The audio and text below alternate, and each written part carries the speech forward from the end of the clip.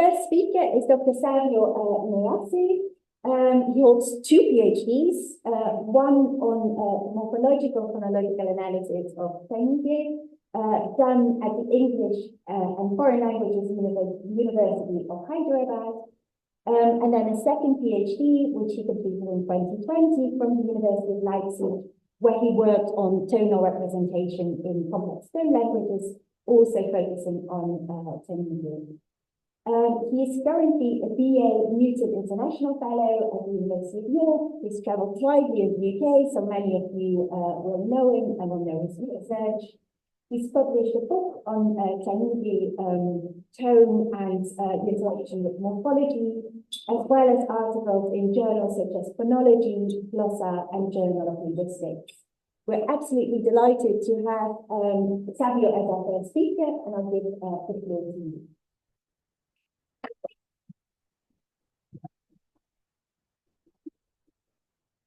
Thank you. Thank you, Tenyi. That was very flattering. Maybe slightly. One bit. Oh, it's fine. No, fine. No, it's fine. It's fine. Okay, I just wanted to move it out of the. Is the whole screen shared? I just wanted to show everyone because I forgot to put this map on the slides. This is where the languages are spoken, Nagaland mostly, but also bleeding into Manipur because. As you could see from the introduction, I was working on Tenyi mostly, but kind of a bit. I guess people at home can also see this right screen. If not, just look up Nagaland. That's where the languages are from.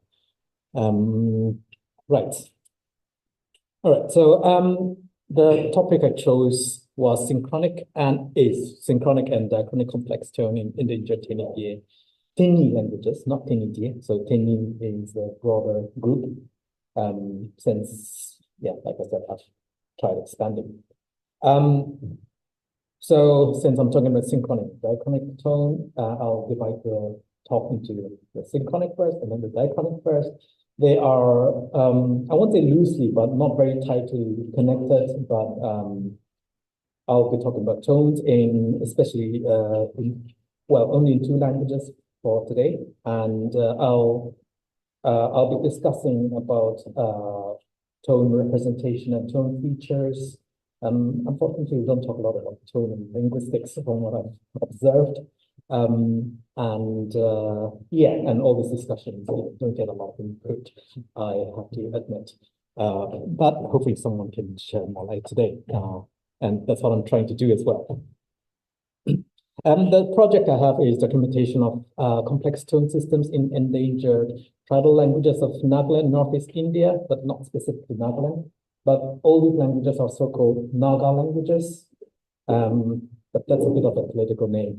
But they're all Sino-Tibetan languages, and they fall under so-called Kuki-Chin Naga languages. But again, these languages are very underdocumented and very understudied. So that is just an ad hoc name. It's also controversial, I'll have to say.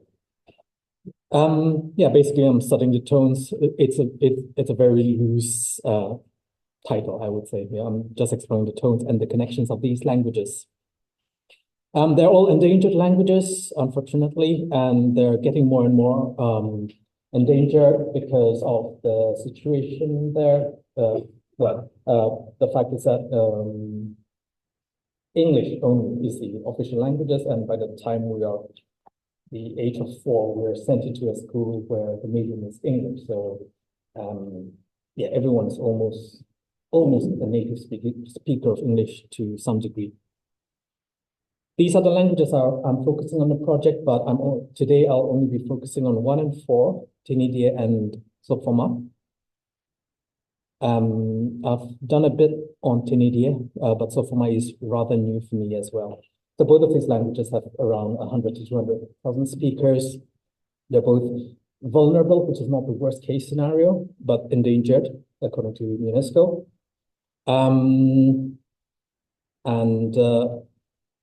The main thing I would like you to take away right now from this page is that they're CV-only languages, which makes my work very difficult to study tone, because I'm also delving into reconstruction. And then both of them are 4 level tones. There's little linguistic work, as I've said, and most of the data, or all of the data, I would say, is from my field work. So the first section, the synchronic tone. This is part of what I've already done ages ago. Basically, there are 4 tones. They are these words, if you want me to pronounce, because normally people want me to, the da, da, da, da. Apparently for Western people, I should say da, da, da, da, because the intonation of going down is apparently very natural. So the words are da, da, da, da. So if you read music, it's a bit, it's not perfect, but it's somewhere there with those notes. This is the recording, the pitch track for one of the dialects, varieties, I should say. So this is delving into the studies that I've already done, but I'm bringing it again because I'll talk about this in the other language as well. So polarity, do people know? I don't know, but don't know how familiar people are with polarity, but it's not just in tone, but I think it's more a morphology term. But basically in tone, it's if the morpheme, if the stem has a high tone, the suffix gets a low tone. If the stem has a low tone, the same suffix gets a high tone. This is an African tone, and African, very broad, sorry. But it's mostly seen to be African tone system problem, if I can call it a problem.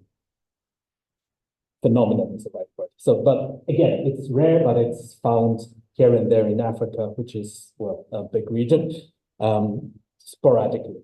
Yeah, but you do see it here and there, but it's also theoretically a little tricky.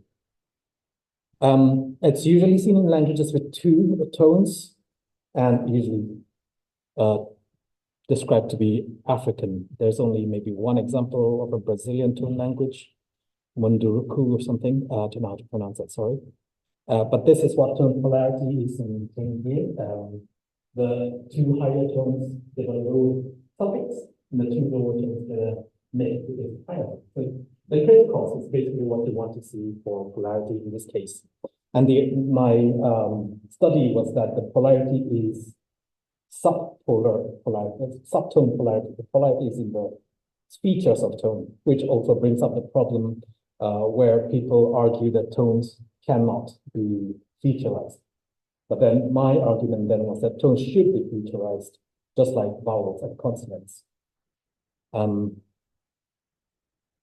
Yeah, the data for this is this one, where the 2 higher ones trigger the low and the 2 lower ones trigger the mid. So this is basically the comparison of the typical one, which is seen in more African languages, and Tenyi. The significance of this finding was that, the fact that tone polarity was observed in a language with more than 2 tones, and that this data showed that tones can and should be divided into smaller tone features.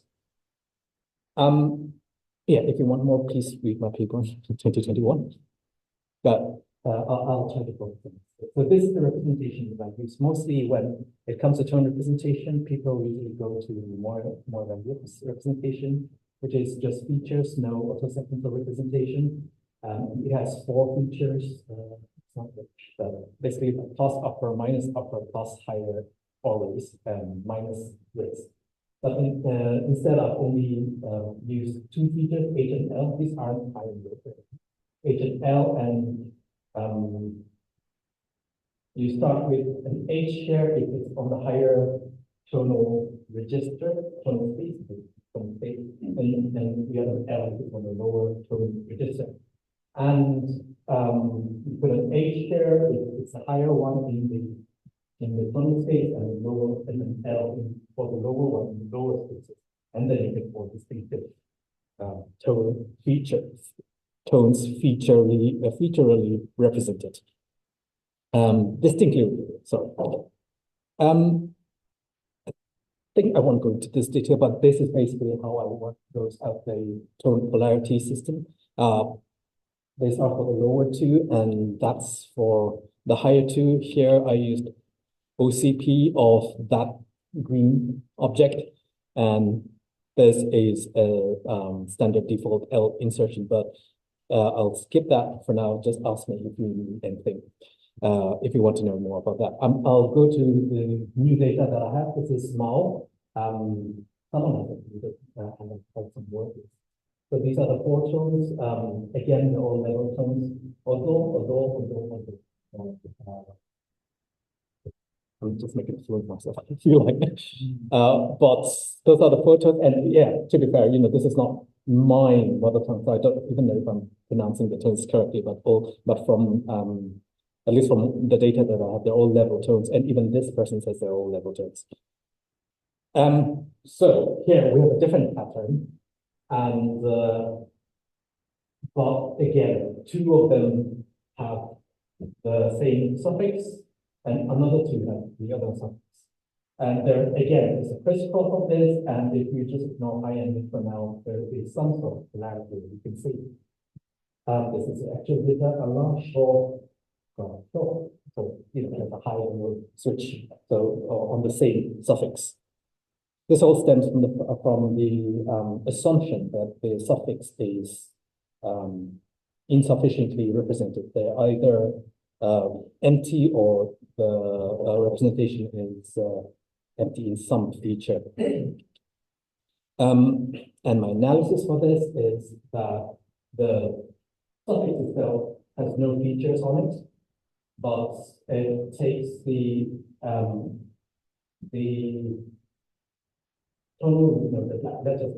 black dot feature is spread to this empty space, and then there's an OCP here. So instead of inserting L, you insert an H, because if you insert L, you insert an OCP violation here.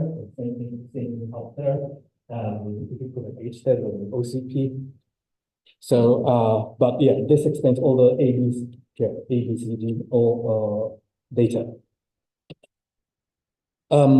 Yeah, so for Tenyi, there were two patterns that I analyzed. This is not very interesting, it's straightforward. And that is the one that I've just talked about. But there are still two more patterns here that I've observed in Sosokomao, by the way. But here, so using that to just phonology, it was a little difficult. So my analysis here is morphophonological. So this morpheme will see the stem, the suffix morpheme will see the stem, and if there's an H in it, it will acquire high tone, but if there's no H, it will acquire an extra high tone. So basically, it can see the feature in the stem. So that was for the pattern that I'm just calling data A, the green one here. And likewise, there's a sort of mirror image here where the suffix can see if the stem has an L or not. So if it has an L, we get high. If it realizes a high tone suffix, if not, it's a mid-tone suffix. Basically, what I'm saying here is that there is strong evidence that tones have features. Even from the last, we can see that feature is important, not just a whole tone. And there were, I think there are a few papers in the last decade, I would say, that were where people were arguing that tones cannot have features. But I think these data would tell you otherwise.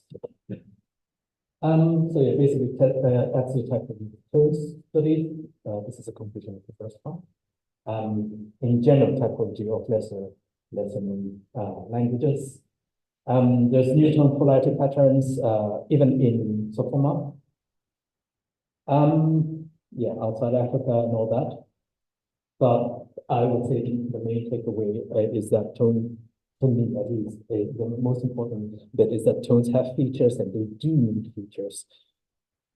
Could you stay slightly closer to the microphone? Otherwise, you're very difficult to understand online. Oh, all right. Sorry. What did you say? If you could speak into the microphone, that would be easier. Thank you. The microphone on the camera. Yeah. Okay. I can more, I think. Let me just see the sharing. I don't this I don't see. It's coming up. I don't stop sharing. Yeah. I'll just whack it to maximum and see what that does. Good. There we go. Share screen. There we go. All right. Okay. How are we doing for time? We're about 13 minutes in. Okay. All right. Okay. That's good. Anyway, so at least for today, I would say the main takeaway for the first section is that tones have features. The representation matters.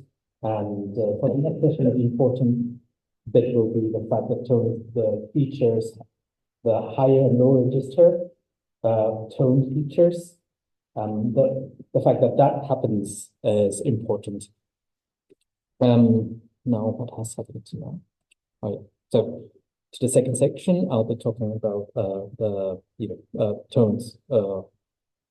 I'm comparing the tones of Sofoma and Tenyi, the two languages that I've just talked about, but I'll see it in a more historical way. This is where I'm talking about the data collection. I collected a list of around 80 words for a lot of languages, but so I don't have the exact number for these two. But it's a modified version of the Leipzig-Jakarta list that we know. There's something called the Swedish list, but I found that not very helpful for these languages. And they said that these words are easy to borrow, so I trust them. Anyway, out of the 80 or so words, at least 66 of, I would say, are confidently cognates, and these 66 words or pairs are the ones I'll focus on. I'm focusing. So this is a picture, but this is how I'm comparing it. And this is one variety of Tenyi, and this is one variety of Sofoma. E for extra high, H for high, N for mid, and L for low. Basically, what I'm showing you here is if it's an extra high here, if it's a high in the language in Sofoma, and the other way around here. And it's a mid in Tenyi, it's a low in Sofoma, and here it's a low in Tenyi, it's a mid in Sofoma. Why I'm showing here is because this forms the there are 31 of these out of 66. The majority of the data falls under this, which is the fact about register again. Let me just go back. What you see is that if we just ignore the fact of the direction, if it's an H to one side, it's an E. If it's a high on one side, it's an extra high on the other side. If it's a mid on one side, it's low on the other side. Meaning that across time, when tones would have changed from an earlier language, the language still somehow respected the fact that the tone should still be in the same register. So the higher two tones still kept there, regardless of the fact that they've been changing within the register, and the lower two has been doing the same as well, but they're not crisscrossing. The majority of the data is not crisscrossing. And this is another 7 comparison. No change in tone, but that also means the same thing, meaning the tones have not been crisscrossing over time. But there are some exceptions, 18 pairs, but I would say this is the minority here in this case. So basically around 75% of the data that I have, are data of tone where there was no change. So from this, my proposal is that the older language, the Proto-Tenyi, with a G in this case, because that's how I think some of the dialects, that's how some of the dialects pronounce it, and I'll stick to that so that I don't confuse Tenyi with a Y, which is the name of the language. The Proto-Tenyi, I think it's better if I show you the next. So this, research. So there's a Tenyi here and a Proto-Tenyi here. They have 4 tones, so from out of it 4 tones, but my proposal is that Tenyi have only 2 tones at some point, and going back, they were star high, and the high split extra high and high, and the low split into mid and low. That's why we have 75% of the data that, well, not that is why. The fact that 75% of the population data have that leads me to assume that this is the case. And this also supports the fact that tones can be divided into these two features, the plus upper and the minus upper features, which are the register, the higher tone space and the lower tone phase. And yeah, what is the specific resulting tone? I don't know yet. And like I said before, the fact that these are CV only languages, most of the words are either monosyllabic or disyllabic only. It makes it very hard to study tones in the classic way, where you look at the consonants surrounding you, mostly the coda, and it gives you a cue of whether the tone was high. For example, if it was an alveolar coda, normally it's a high tone, or if it's a glottal stop at the end of the coda, it's normally a low tone. But I don't have any of those cues for these languages to reconstruct tone in that way. But at least I could see something here to propose an older tone. And I believe no one has done that before, but if someone has, please let me know, because I would be very interested in knowing that. But that essentially takes me to the end of the second session, or second part of talk. So basically, there are cues from historical data as well to know that, at least to propose that the tone space can be divided into two. Ergo, tone can have features, those features. My proposal was that the 4 tone systems in these 2 languages were from an older 2-tone system. And like I said, I think it's quite new, the way reconstructing this tone, but I should have put that in very small words. If you know something about it, please let me know. But that's essentially it. Thank you very much. Thank you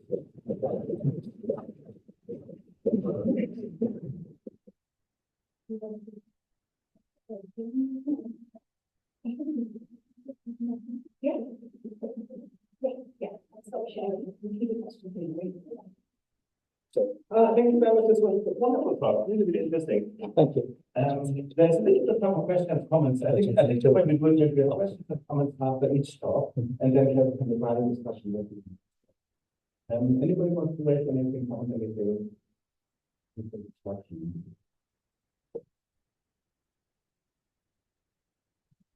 Yes, please. Yes, Laura. You said that perhaps it was a documentation issue that in regard about the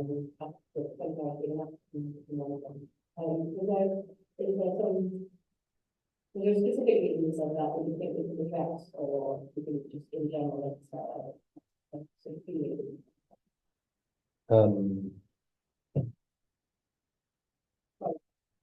Yeah. If you can rephrase it. Yeah. If you can repeat the question. Oh, yeah. It's very difficult to hear. Yeah.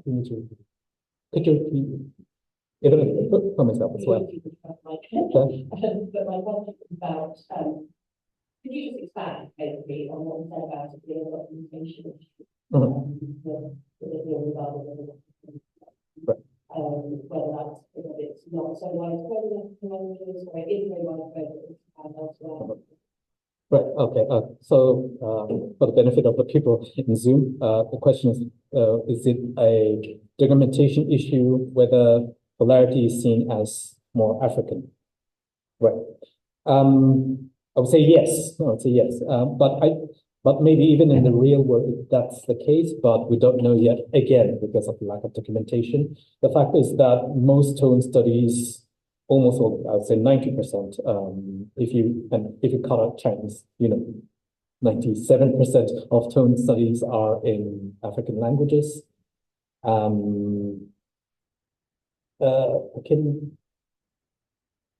I have the exact numbers, but not with me, but around 20 There are only around 20 languages that are documented to have tonal polarity. Of them, one, like I said earlier, was it's in Brazil. I don't know which language, sorry, but one of those languages. And the other one was Sileti, which is an Indo-European language. And a few dubious cases of Chinese languages, which were outside the 20 that I've mentioned. But otherwise, all the others, 17, 18 of them were African tone language. But the fact is that even if you don't consider tone polarity, the study of tone, the observation of tone polarity, almost all studies of tone languages are, African or Chinese, like Mandarin. Other questions online? I don't think so. Are there questions online? Could you use the raise hand, please? It's also expressed in the chat. Chat. Stephen wanted to ask something? Yeah, I was going to ask whether you had any, so you said you don't know at the moment what caused the split from high and low to the four-way whole tone system. So, but do you have ideas of where to look in future? Some of that one. Not really, but I will and the thing is, wait, where do I look for that? I would have to look at related languages that have coda. Oh, not I would have to, but I would like to, if I have to explore that. And there are a few, but then again, the codas even there are very weak. You have some nasal codas, some simple stops, but that's it. So I don't know how helpful or how constructive that will be. But yeah, I think that's all that I can think about. So yeah, at the moment you don't have a hunch or yeah, that's the only lead that I can think about, which is also a bit of a weak. Yeah. And it's it's difficult because all languages, all consonants can combine with all vowels with all tones. That makes it difficult. That's really super. But struck as innovative about your analysis also that my limited understanding of literature often the tone change, the tonogenesis comes with vowel consonant interaction. And so I thought it was really interesting in your case that actually doesn't seem to play a role. So the question was your answer. So there's no vowel consonant interaction involved in that process. I mean, I wish there were. That would make my life a bit easier. But no. That's very interesting. Someone said these languages are very eroded. Yes. No coda, nothing. There's a CRV, something for that, but that's it. And all combinations are possible. All consonant vowel combinations are possible. do you have laryngeal contrast in the consonants? Yes. Yeah. Okay. Even not as simple, just like even in liquids, even in liquids. Mike is really interested in that. Yeah. I mean, for like statistical sort of tendencies for certain tones to the corrective co-occur with certain consonants and so on. Even if phonetically all combinations are allowed, perhaps you might find the statistical tendency for certain tones to correspond. The answer would be I haven't looked, but no, I can't say there's a tendency to see it because I haven't looked yet. The only statistical thing I can say is that the extra high tone is rarer than the other three, but then that doesn't happen. Yeah. Very interesting. I think at that stage maybe we can have a short handover, and then we can come back to both talks at the end of the second one. But then we'll move to the second. But thank you very much. Thank you.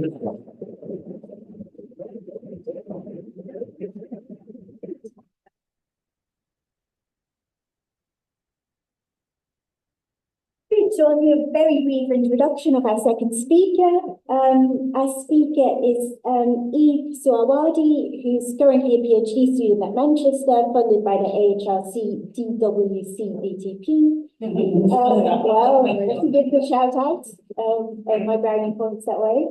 He has 2 master's degrees, one from Manchester and then one from the University of British Columbia. And yes, I worked situated at the syntax semantic interface and also based on fieldwork. So I'll manage your slides. Do you want me, oh, you're going to scroll I through can on do, there? yeah, if you want me You have to stand quite close to it and wary of how Yes, the micro is I don't think this it's one. working. Let me see. Yes, this is the one that I want. Let me see whether I can share that. Yes, there we go. Share. Yes. So we have, yes. I don't need this. I mean, I have this one, so it's just. Yes, You and we can will. minimize it as well. Yeah, it's the little one, isn't it? Is it this one? Yeah, there we go.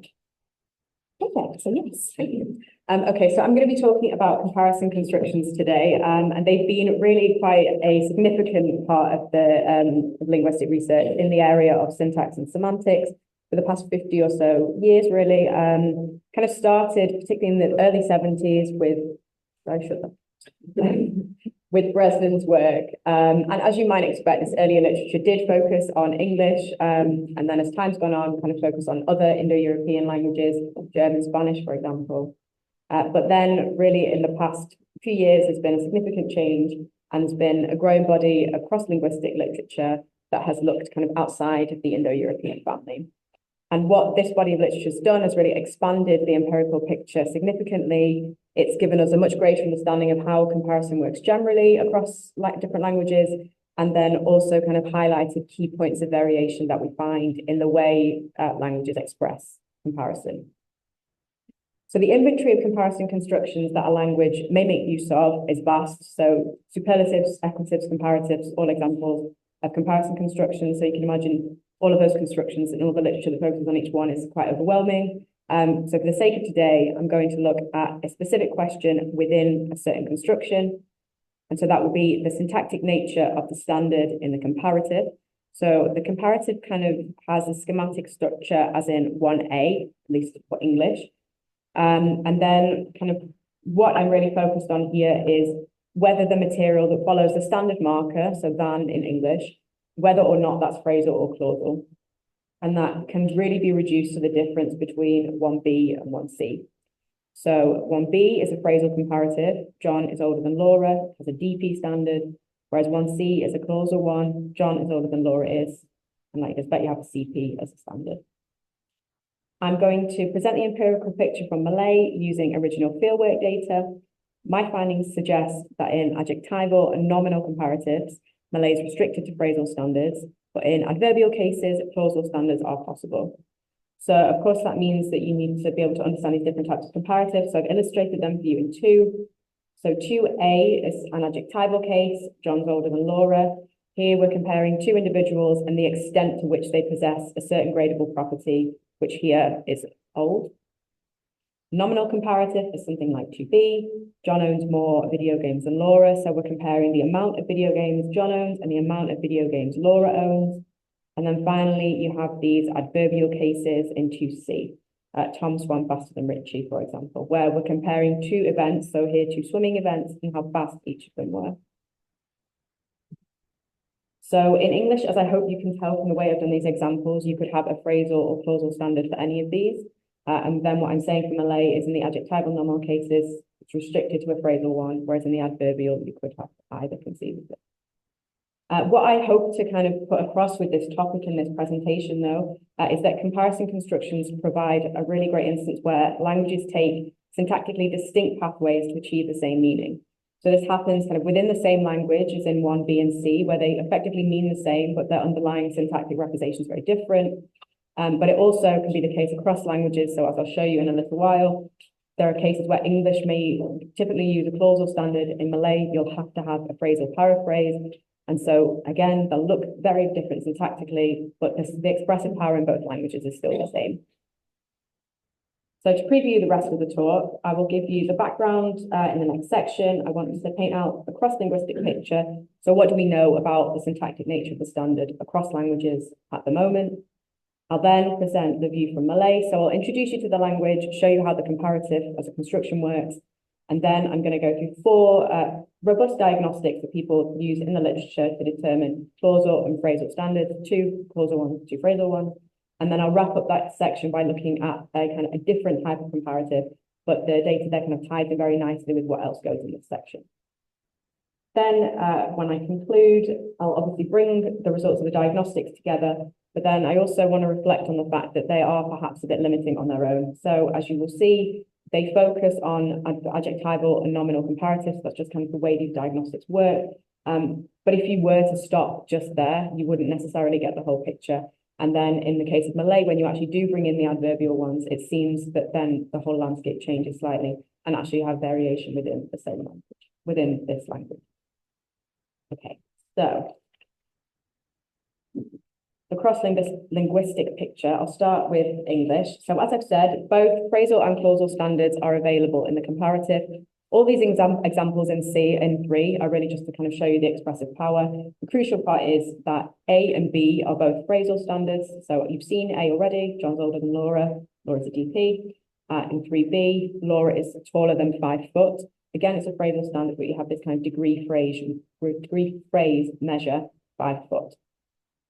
Then from C to F, you have a variety of clausal comparatives. So John is older than Laura is, adjectival one. John owns more video games than Laura owns magazines, nominal. John's gone faster than Richie ran, adverbial. And then this like specific adjectival one, the desk is longer than the door is wide. But though, the availability of both phrasal and clausal standards within a language has proven to be a point of variation cross-linguistically. And given what we know at the moment, the typological picture that we can construct is in table 1 here. So you have languages with only phrasal standards in the first column, only clausal ones in the second, and then languages that make use of both in the third. So you can see that English isn't unique in displaying this pattern that has both, as Russian and Greek do the exact same thing. What's interesting about Russian and Greek is they actually mark phrasal and clausal standards in morphologically transparent ways so that you can see just from looking at them what you're dealing with. And this is obviously different to English, where whenever than manifests in a comparative, it looks exactly the same. You can see from the first column that there are many languages that have grammatical phrasal comparatives but lack clausal ones. And then from the middle column, it seems to suggest that it's quite rare for you to find a language that has only clausal comparatives. This is, of course, like a small sample, but what is nice about it is it does kind of cover a few range of families. And then the main question now, though, is where should Malay fit in within this typology in this table? So to introduce the language to you, Malay belongs to the Austronesian language family, which is one of the largest in the world. It has around 1,200 members. Like most of the languages in that family, Malay belongs to the Malayo-Polynesian branch.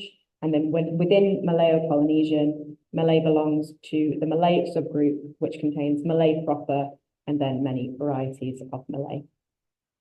Malaysian and Indonesian are standard varieties of Malay, and they share a core grammar, but you can find more significant differences in their lexicon and their phonology. And then in addition to being spoken in Malaysia and Indonesia, Malay has the status of an official language in Brunei and Singapore, and you can find different varieties that's spoken in southernmost Thailand, where Thailand and Malaysia border. The distribution of the Austronesian languages is shown in this figure 1, so you can see it kind of extends across a lot of Polynesia, all the way down to New Zealand, and then very, very far over to the left to cover Madagascar, and the reason for that is that's to account for Malagasy. My data was collected through elicitation with native speakers, relying on translation, acceptability judgment, and targeted production tasks. They are all undergraduate students at the University of Manchester. They were born and raised in Malaysia, in different parts of Malaysia, but they've come here for their undergraduate degrees. And the data that I'll present is standard Malaysian Malay, and that's to try and account for any dialectal variation between participants. So how do you express the comparative then? So the comparative is expressed with the comparative word lebih, which just means more, and the standard marker daripada, which means from. And both of them are obligatory when you're doing a comparative. So that's shown for you in 5, sorry. In 4, you have a couple of examples of kind of standard comparatives. So for example, if you wanted to compare the heights of 2 women, you could say Mimi lebih tinggi daripada Eve, Mimi's taller than Eve. Daripada itself, as I said, means from, so it's a locative preposition. And it does have those uses outside of the comparative. So this is what I show you in 6. So you can say things like, I received a postcard from Eve, or this chair is made from wood. So it's used in specific circumstances. So where there's a person who is the origin source, or where you have a material source, as with the wooden chair. In addition to that, it has an alternative meaning where it means instead of or rather than, and that's what I show you in 7. So I should call Sharifa instead of Amina. Want to point out just briefly, as we may have already noticed, you'll definitely notice in what follows, but Malay does not morphologically mark case. That's important in terms of discussions about comparison constructions, because that is very often used as a diagnostic to determine the standard. But unfortunately for us, it doesn't reveal anything here. It also does, Malay also doesn't inflect tense for anyone who was curious. Okay, so then we turn really to determining the syntactic status of the standard. So how do we do that? Well, certain constructions, as shown in the table below, are commonly used as tests to determine its nature. You have clausal diagnostics on the left, so these include subcomparatives and multiple standard comparatives. And then you have these phrasal diagnostics on the right, so comparatives with reflexive remnants or comparatives with degree standards. So they're reasonably robust diagnostics. I'll go through those first. And then at the end of the section, I'm also going to discuss comparatives with embedding verbs in the standard, because they kind of quite nicely supplement what I'm going to show you before them. Returning to the subcomparatives, so these clausal diagnostics. Subcomparatives have been seen to be a robust diagnostic, at least for English, because their complement is unambiguously clausal. So you have a full non-elliptical CP that follows the damn phrase. Comparative deletion is quite prolific across comparatives in English. But in this specific case, really what you see is what you get. You just have a full clause, and that's that really. And this is the case with both adjectival and nominal subcomparatives. An adjectival subcomparative is something like the desk is longer than the door is wide. So you're comparing 2 different dimensions, length and width. But crucially, after the than phrase, you just have the door is wide clause. And then nominal subcomparatives are things like 8b. So Laura wrote more songs than she wrote poems. We're comparing the amount of songs that Laura wrote versus the amount of poems that she wrote. And again, after than, we have she wrote poems in the clause. Adjectival and nominal subcomparatives with a clausal standard are ungrammatical in Malay.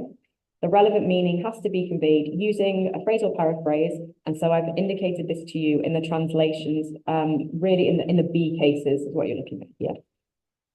So 9 and 10 are examples of adjectival subcomparatives, 11 and 12 are nominal subcomparatives.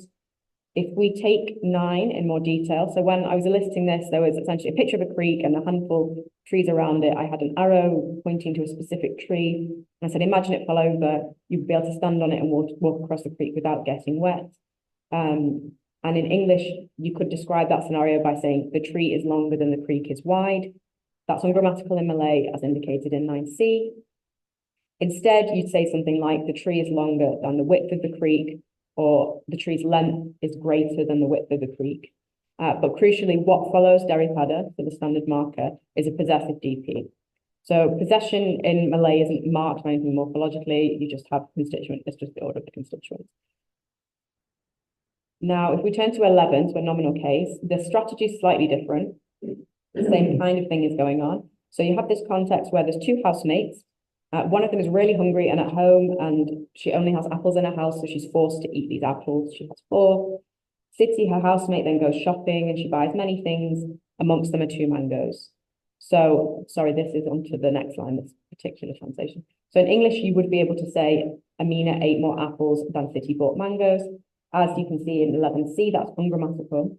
And instead, you'd have to say something like, Amina ate more apples than the mangoes that were bought by Siti. So you have a relative clause headed by mango here. If you were a more conservative speaker, you might actually specify than the number of mangoes the city bought. That's not necessary. And you commonly find these relative clauses to be in the passive, just because of the way relativization works in Malay. So what the conclusion that I can take from these subcomparatives is that clausal standards are not available, and you only have phrasal, and you need to have a phrasal paraphrase to express the same meaning. The second clausal diagnostic that we can use is comparatives with multiple standards. So here we understand the standard to be underlyingly clausal, but subject to ellipsis, and it can leave various elements of the complement behind. So an example of this type of sentence in English would be Layla bought more magazines on Monday than Leo on Wednesday. The name for the construction comes from the idea that you're kind of Layla and Leo and on Monday and on Wednesday. But the crucial part of this is that you really have to analyze the than phrase as a full clause that's undergone ellipsis. Here we've allowed the VP bought magazines, but you could also just allow magazines and that would also be fine. So you could say than Leo bought on Wednesday. Now, the canonical way to express these comparatives in Malay uses a standard phrase that's introduced by the relativizer yang. So I should take this to be underlyingly phrasal because I assume that the WH word apa has been elided before the relativizer. Evidence for this view comes from comparatives elsewhere in the language and consultant comments. And I have also had this produced with apa once. It's just generally speaking, when they're asked to translate it, they would just use yang and then the rest of the sentence. Attempts to recreate an English-like syntax gets mixed reaction from speakers, and so I've indicated that with the question marks. I'll preface this by saying I think these C cases need more investigation. I'm not 100% sure what's going on with them yet. People seem to accept them, whether that's accommodation or something else, I'm not sure. But I'm just going to kind of draw my conclusions from what I can see at this point. And that is that the B ones are very well formed and the preferred way to express. So if we look at 14 in more detail, we have a context where your friend wants to go bird watching and they know a good spot in the countryside to do so, but you can't really be bothered to go with them, so you choose to stay at home. When your friend goes on this bird watching trip, they end up seeing essentially no birds, but you are at home in your garden, you look outside and you happen to see many. So in English, you could say, I saw more birds in the garden than you in the forest. The best way to express this meaning in Malay would be 14b and to say, I saw more birds in the garden than what you saw in the forest. Interestingly as well, when you have this relativizer here, you can't then take out the verbly hat, which does actually make sense when you think about what that means. It would be the equivalent of than what you in the forest. So that all kind of seems to work together nicely. So the multiple standard cases, the conclusion that I draw from them is that there's no really robust evidence for clausal standards, but again, we have supplementary evidence for phrasal ones.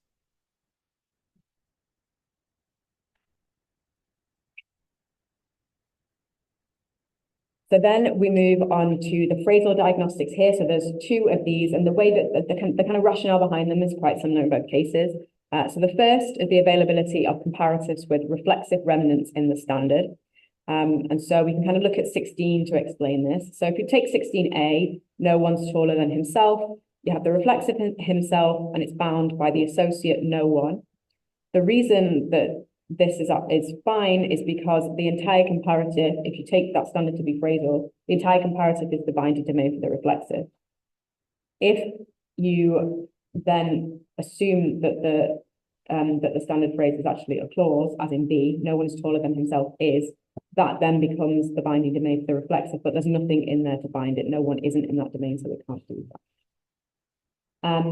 Malay does allow reflexive remnants to occur as the standard. And as we would expect, if they were truly phrasal comparatives, this standard cannot be expanded into a clause. So if we look at this case in 17, where we're kind of talking philosophically about what parents want for their children, somebody could say, we want our children to be more fortunate than ourselves, but they couldn't, as in C, say, we want our children to be more fortunate than ourselves want. So from these comparatives, I take it to be strong evidence that Malay has phrasal standards available. The rationale for the second diagnostic, as I said, is quite similar. So here we're looking for the availability of comparatives with degree standards. So a degree standard would be something like than 5 foot, than 30 kilos, than 10 degrees. And so we're looking for that to be available, but for that not to be able to be expanded into a clause. So if we kind of look at the English examples in 19, so 19a, Laura's taller than 5 foot, absolutely fine, but you can't say Laura's taller than 5 foot is. Malay allows degree measures to occur as the standard. However, it does not allow for these to be expanded into clauses. So if you imagine a context as in 20, so we're talking about different breeds of dogs, small, medium, large dogs. You have a large breed of dog.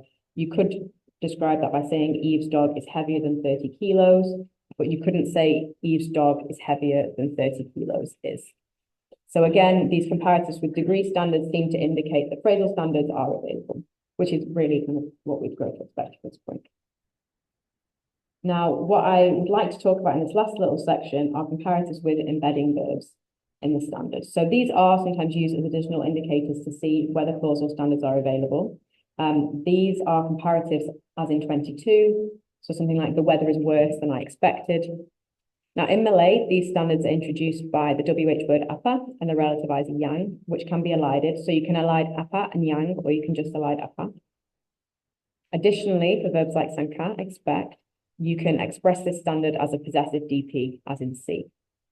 So the distinction that we're talking about here really is he's more intelligent than what I expected versus he's more intelligent than my expectation. And what I think is really nice about this data here is it actually just reinforces all the strategies that you've seen before. So the strategy in B is parallel to the one that I said is used in multiple standard comparatives and nominal subcomparatives. The only difference being in the multiple standard ones, you have apa and then yang in the rest of the material. Nominal subcomparatives, you actually have specific noun head. And then the C strategy is what you find using the adjectival subcomparatives. So here we have, in 23, you have than my expectation. Before we had than the width of the group. Okay. So all this kind of comes together in the results table at the bottom of the page. So we have kind of all of the diagnostics there and what standard they indicate towards us. So essentially, it looks like we have overwhelming evidence for phrasal standards. That slight question mark that's for my future research. What could potentially be, well, not necessarily a problem, but what is quite limiting about this, though, when you actually think about the diagnostics and go back over them and have a look, they really all focus on nominal or adjectival comparatives. And that's no fault of the diagnostics, that's just the way these structures work. But then it means that you have kind of you've left something more to see. So then in the conclusion here, I want to present the adverbial data and show that actually it does seem that maybe clausal standards are actually possible.